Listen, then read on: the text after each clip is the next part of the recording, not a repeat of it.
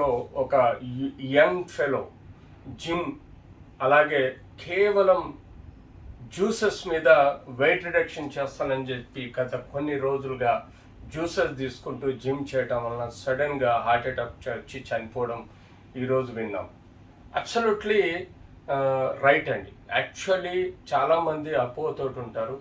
Normal diet తీసుకొని gym చేయటం వలన వెయిట్ లాస్ కాదు, కేవలం జ్యూసెస్ వాటర్ తీసుకొని వెయిట్ లాస్ అవ్వాలని ఒక ప్రయత్నం చేస్తారు.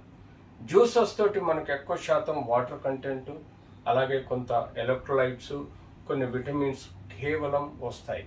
కానీ నార్మల్గా ఒక మనిషి బతకడానికి ఫైబర్, ప్రోటీన్, ఫ్యాట్, అలాగే కార్బోహైడ్రేట్ కంపల్సరీ అవసరం ఉంటుంది.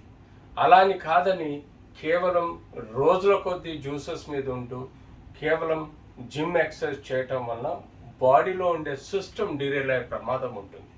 ముఖ్యంగా ఎప్పుడైతే మనకు సఫిషియెంట్గా పర్ డే ప్రోటీన్ కానీ, పర్ డే ఫ్యాట్ కానీ, కార్బోహైడ్రేట్ కానీ, ఫైబర్ కానీ లేకపోతే మన బాడీలో ఉండే మజిల్స్కి కానీ, ఇతరత్ర ఆర్గన్స్కి కానీ యొక్క మెటబాలిక్ సిస్టమ్ దెబ్బతినే ప్రమాదం ఉంటుంది. ఎప్పుడైతే మనకు బాడీలో మెటబాలిక్ సిస్టమ్ దెబ్బతింటుందో బాడీలో ఆర్గన్స్ ఫెయిల్యూర్కి కూడా దారితీస్తుంది. సో ఈరోజు ఈ వ్యక్తి చేసిన మోసం ఏంటంటే తనకు తెలియకుండానే కేవలం మాధ్యమాల ద్వారా తెలుసుకొని ఈ యొక్క జ్యూసెస్ తాక్కుంటూ కేవలం జిమ్ చేయటం వల్ల ప్రాపర్ సఫిషియంట్ ఏవైతే మజిల్స్కి రిక్వైర్మెంట్ ఉండే డైట్, నార్మల్ డైట్ ఏదిందో అది లేకపోవటం వల్ల సమస్యలు ఏర్పడి మెటబాలిక్ డిరేంజ్మెంట్ అయ్యి మల్టీ ఆర్గన్ ఫెయిల్యూర్లో పోవచ్చు, లేకపోతే స్ట్రోక్ లాంటి సమస్యలు వచ్చి చనిపోయినట్టుగా భావించడం జరుగుతుంది.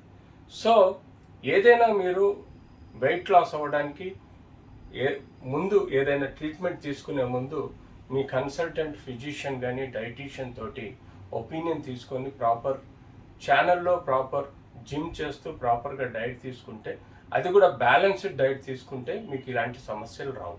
సో ముఖ్యంగా ఇలాంటి విపత్తులు మనం రాకముందే ప్రజలు మేల్కొనాలి.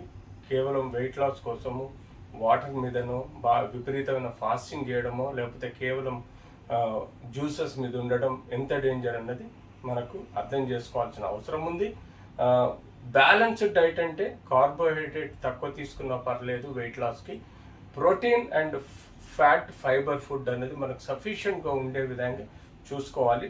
దాంతోపాటు ఎంత ఇన్పుట్ క్యాలరీస్ తీసుకుంటున్నామో అంత అవుట్పుట్ మనం ఎక్స్పెండిచర్ అంటే మనం ఖర్చు పెట్టే విధంగా వ్యాయామం కానీ పనులు కానీ చేయాలి. తద్వారా మన బాడీలోని ఫ్యాట్ అక్యుములేషన్ కూడా కాకుండా ఉంటుంది. సో ఇలా మనం అన్ని బ్యాలెన్స్ చేసుకుంటూ పోతా అంటే ఎలాంటి సమస్యలు వచ్చే